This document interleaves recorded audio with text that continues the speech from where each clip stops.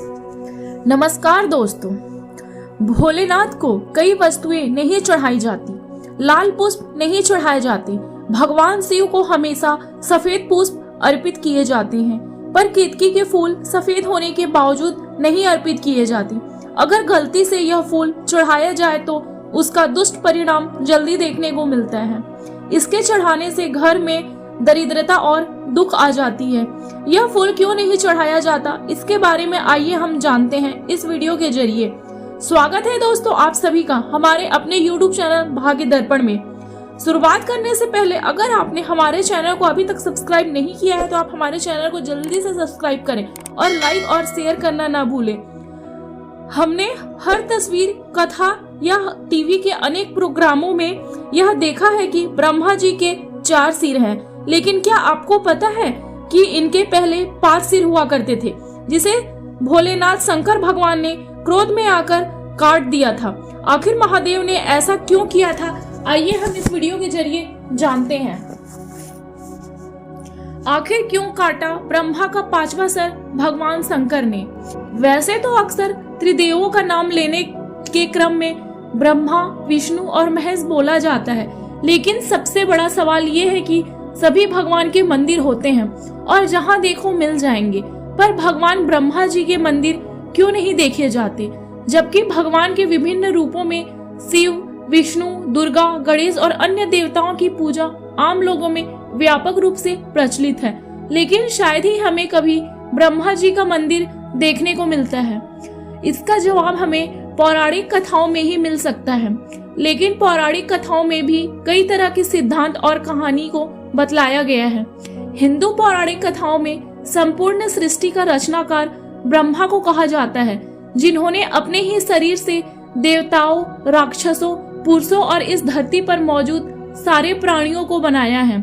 ऐसा माना जाता है कि ब्रह्मा के 4 सिर हैं, जिन्हें चारों वेदों के प्रतीक के तौर पर देखा जाता है। शुरू में उनके 5 सिर थे, जिनमें से एक को शिव जी ने क्रोध में आकर काट दिया था। इस सिद्धांत यह मानता है कि इंसान अक्सर उन्हीं देवी देवताओं की पूजा करता है जो आमतौर पर एक योद्धा होते हैं। भारत में सभी देवी देवताओं के मंदिर तो सहज ही मिल जाएंगे, पर ब्रह्मा जी का मंदिर विरले ही आपको देखने को मिलेगा। सरस्वती विद्या की देवी और ब्रह्मा सृष्टि के रचनाकार के भी मंदिर आपको शायद ही कहीं मिल पाएंगे। शास्त्रों के अनुसार कहा जाता है कि ब्रह्मा ने सृजन के दौरान ही एक चौंकाने और बेहद ही सुंदर महिला को बनाया था। हालांकि उनकी यह रचना इतनी सुंदर थी कि वे उनकी सुंदरता से मुग्ध हो गए और ब्रह्मा उसे अपनाने की कोशिश करने लगे। ब्रह्मा जी अपने द्वारा उत्पन्न शत्रुपा के प्रति आकृष्ट हो गए तथा उन्हें टकटकी बांधकर निहारने लगे। शत्रुपा ने ब्रह्मा की दृष्टि से बचने की हर कोशिश की, किंतु वह असफल रही। कहा तो ये भी जाता है कि शत्रुपा ने हजारों जानवरों में बदल जाने की शक्ति थी और उन्होंने ब्रह्मा जी से बचने के लिए ऐसा किया भी, लेकिन ब्रह्मा जी ने जानवर रूप में भी उन्हें परेशान करना नहीं छोड़ा। इसके अलावा ब्रह्मा जी की नजर से बचने के लिए शत्रुपा ऊपर की ओर देखने लगी तो ब्रह्मा जी अपना एक सिर ऊपर की ओर विकसित कर दिया, जिससे शत्रुपा की हर कोशिश नाकाम हो गई। भगवान शिव जी इस हरकत को देख रहे थे। शिव की दृष्टि में शत्रुपा ब्रह्मा की पुत्री सदृश थी, इसलिए उन्हें हर घोर पाप लगने लगा। इससे क्रोध होकर शिव जी ने ब्रह्मा का सिर काट डाला ताकि शत्रुपा को ब्रह्मा जी की कुदृष्टि से बचाया जा सके। शास्त्र के अनुसार भगवान शिव ने इसके अतिरिक्त भी ब्रह्मा जी को श्राप के रूप में दंड दिया। इस श्राप के अनुसार त्रिदेवों में शामिल ब्रह्मा जी की पूजा अर्चना नहीं होगी। इसलिए आप देखते हैं कि आज भी शिव या विष्णु पूजा का व्यापक चलन है, जबकि ब्रह्मा जी को अपेक्षित रखा जाता है। धर्म के बुनियादों सिद्धांत के अनुसार लोलुपता, वासना या लालच आदि की इच्छाओं को मोक्ष प्राप्ति का अवरोधक तत्व माना गया है। इस तरह का काम करके ब्रह्मा जी ने पूरे मानव जाति के समक्ष एक अनैतिक उदाहरण पेश किया था, जिसके कारण उन्हें ये श्राप मिला। जब ब्रह्मा और विष्णु जी का यह विवाद कि त्रिदेवों में से कौन श्रेष्ठ है नियंत्रण से बाहर होने लगा, तब अन्य देवी मुनियों ने त्रिदेवों में श्रेष्ठ के अंतर को स्थापित करने के लिए भगवान शिव की मदद मांगी। शिवलिंग को शिव का प्रतीक माना जाता है।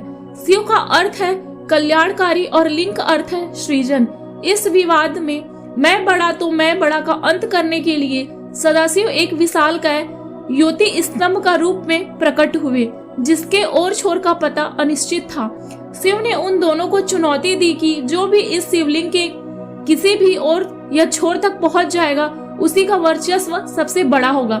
यह सुनते ही ब्रह्मा ने हंसकर हंस का आकार ले लिया और वर्चस्व साबित करने के लिए शिवलिंग के ऊपर की ओर उड़ान भरी।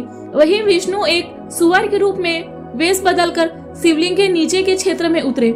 जैसे ही कुछ दूर तक विष्णु जी ने यात्रा तय की, उन्हें एहसास हुआ कि इससे पहले भी शिव ने उन्हें मात दी थी। अतः विष्णु लौट आए और भगवान शिव को सुप्रीम रूप से स्वीकार किया।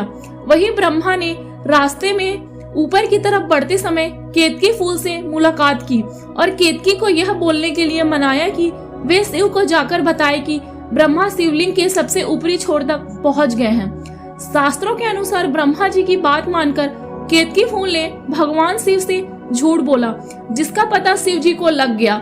इसके बाद भगवान शिव ने क्रोधित होकर ब्रह्मा को श्राप दिया कि उनकी इस पृथ्वी पर कहीं भी पूजा नहीं की जाएगी और केतकी फूल का भी किसी भी धार्मिक अनुष्ठान में पूजा के लिए इस्तेमाल नहीं किया जाएगा।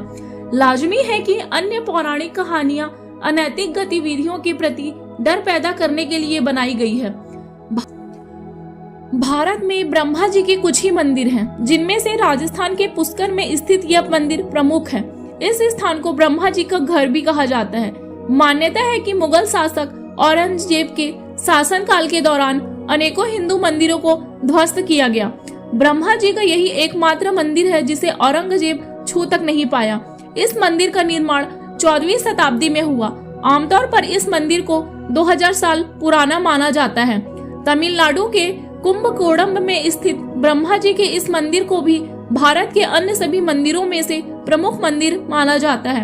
आंध्र प्रदेश के चिब्रोलू में चतुर्मुख ब्रह्मा मंदिर इस तरह के दूसरे मंदिरों में से एक है, जिसे लगभग 200 साल पहले राजा वसी रेड्डी वेंकटाद्रि नायडू द्वारा बनाया गया था। यहाँ पर ब्रह्मा के साथ शिव जी की भी पूजा की जाती है। आई होप सो गाइस, अगर आपको हमारा ये वीडियो अच्छा लगा होगा तो आप हमें कमेंट करके जरूर बताएं। धन्यवाद दोस्तों।